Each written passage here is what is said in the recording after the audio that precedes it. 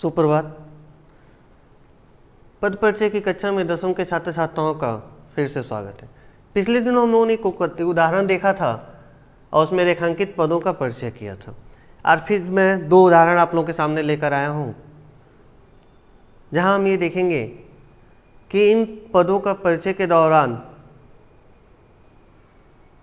किन किन व्याकरणिक जो विषय हैं, जो व्याकरण के अंग हैं, जिससे हम भाषा को शुद्ध रूप से बोल पाते हैं, पढ़ पाते हैं, लिख पाते हैं, सुन पाते हैं, उसका ज्ञान प्राप्त करेंगे। देखिए यहाँ पे पहला पद रेखांकित किया गया है यह। क्या है पहला पद? यह। अब देखिए यह का हमें पद परिचय करना, तो उससे पूर्व वाक्य को पढ़िए ठीक से। क्या है? यह किताब मेरी छोटी बहन की है, अल्प विराम, इसलिए मैं तुम्हें नहीं दे सकता। ये हमारा वाक्य है जिसमें से 2 पदों का परिचय हमें करना है, यह और दूसरा है छोटी। तब यहां पे जैसे ही हम यह देख रहे हैं तो यह क्या है? किताब की विशेषता बता रहा। यानी किताब यहां पर क्या है? विशेष है। और जब विशेषता बता रहा तो क्या कर रहा है?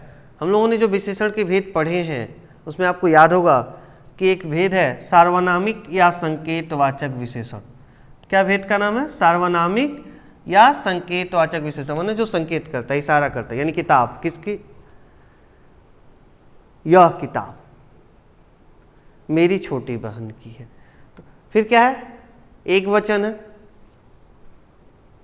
विशेष्य किसकी विशेषता बता रहा है? यह शब्द किसकी विशेषता बता रहा है? किताब की। तो किताब क्या है यहाँ पे? विशेष्य। दूसरा आप देख सकते हैं यहाँ पे जिसको रेखांकित किया गया है वह है छोटी। शब्द क्या है या पद क्या है? छोटी। फिर देखिए यहाँ पे यह भी विशेषण। इस उदाहरण को इसलिए लिया गया है कि आपके मन में ये प्रश्न उठ सकता है कि बार बार विशेषण ही होगा, लेकिन दोनों में अंतर है। यहाँ पे यह जो शब्द था, यह जो पद था, वह किताब की विशेषता बता रहा था। और किस रूप में आया था? तो सार्वनामिक या संकेतवाचक विशेषण के रूप में आया था, यानी इशारा कर रहा था, संकेत कर रहा था।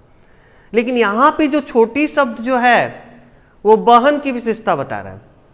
लेकिन कौन सी विशेषता? विशेषण का कौन सा अंग है यह? कौन सा भेद है यह? तो गुणवाचक विशेषण।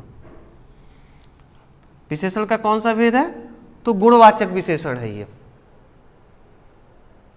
पढ़े हो आप लोग कि गुणवाचक विशेषण कहते हैं।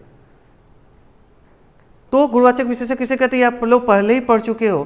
फिर क्या? एक वचन, स्त्रीलिंग। क्यों स्त्रीलिंग है यहां पर? बहन क्या है? उसका संबंध किस लिंग से है? स्त्रीलिंग से। इसलिए यहां पर क्या है? स्त्रीलिंग। विशेष से क्या है? बहन। यानी कि बहन की विशेषता बता रहा है क्या? छोटी, माने छोटी है। तो यहां पर आप देख रहे हो कि एक ही वाक्य के अंतर्गत दो पदों का परिचय करना था, दोनों का संबंध विशेषण से था, लेकिन भेद उसके अलग अलग थे। इसीलिए कहा जाता है कि सिर्फ आप लिख दोगे संज्ञा है, सर्वनाम है, विशेषण है तो नहीं होगा, आपके उसके भेदों का भी उल्लेख करना होगा, भेदों के बारे में लिखना होगा कि इसका किस भेद से संबंध है। इसलिए मैंने ये उदाहरण आपके सामने आज प्रस्तुत किया है, रखा है। दूसरा एक देखिए उदाहरण है, जब वे घर पहुंचे तो शीला पढ़ रही थी। यानी यहाँ पे देखिए 3 पदों को रेखांकित किया गया, वे, घर और पढ़ रही थी। पिछले दिनों भी हम लोगों ने पढ़ रही थी, देखा था। वे क्या है? ये सर्वनाम। संज्ञा के बदले आने वाले शब्दों को सर्वनाम कहते हैं।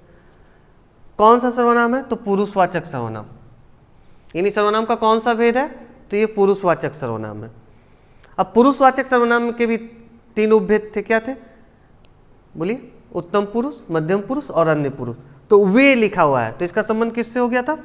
अन्य पुरुष से। बहुवचन वे हैं इसीलिए एक से अधिक। पुल्लिंग है, कर्ता कारक है, पहुंचे क्रिया का कर्ता है। किसका है? पहुंचे क्रिया का कर्ता है। दूसरा जो है वो है घर। इसका संबंध किससे है? संज्ञा से है। किससे संबंध? संज्ञा से है। कौन सी संज्ञा है? तो जातिवाचक संज्ञा। पूरा घर का बोध हो रहा है, पूरा घर जाति का बोध हो रहा है। घर तो कई प्रकार के होते हैं।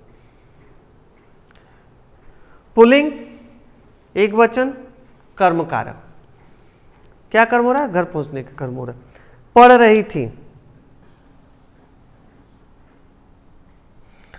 तीसरा जो रेखांकित पद था वहां था पढ़ रही थी। पढ़ रही थी क्या है? क्रिया है। अब यहां पे प्रश्न उठता है कि क्रिया भी दो है ना, सकर्मक क्रिया है, अकर्मक क्रिया है। एक कर्मक है, द्विकर्मक है, अभी मैं उस पर नहीं जा रहा हूं। यहां पे है सकर्मक क्रिया और अकर्मक क्रिया।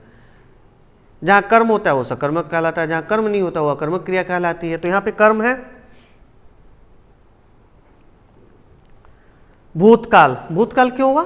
देखिए अंत में क्या है? थी। जब था, थे, थी रहता है तो इसका संबंध किससे होता है? भूतकाल से, यानी बीत चुका है। रही, जहां ह्रस्व दीर्घ जो भी रहता है इसका संबंध किससे होता है? स्त्रीलिंग से होता है। तो स्त्रीलिंग, एक वचन, शिला, कर्तृवाच्य है, अन्य पुरुष है, और यहां पे शिला क्या है?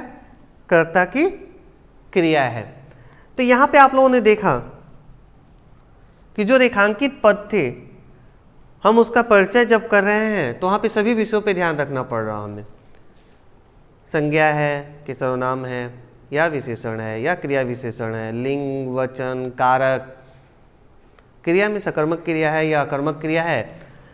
तो पद परिचय के दौरान जब भी आप पद परिचय करोगे तो इस पद परिचय के दौरान इन सभी विषयों का ज्ञान होना आवश्यक है। और इन सभी विषयों के बारे में जब आपसे ये प्रश्न पूछा जाएगा तो आपको इतने विस्तार से इनका पद परिचय करना होगा। तो अभ्यास में जो भी प्रश्न दिए गए हैं आप उन प्रश्नों को घर पे अभ्यास कीजिए।